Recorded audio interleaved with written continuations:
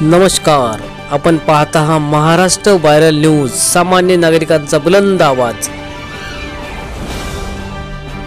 उमरखेड शहरातील doctor Babasaheb Ambedkar वार्डमधून doctor Babasaheb Ambedkar यांच्या महापरिनिर्वाण दिनी भव्य दिव्य कॅन्डल मार्च रॅलीचे आयोजन।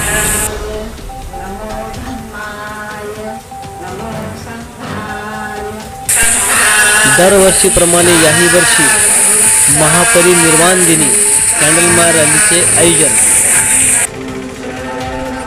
सदर कॅन्डल मार्च अभिवादन रॅली ही डॉक्टर बाबासाहेब आंबेडकर वार्ड पासून सुरू होऊन डॉक्टर बाबासाहेब आंबेडकर यांच्या पुतळ्याजवळ समाप्त करण्यात आली।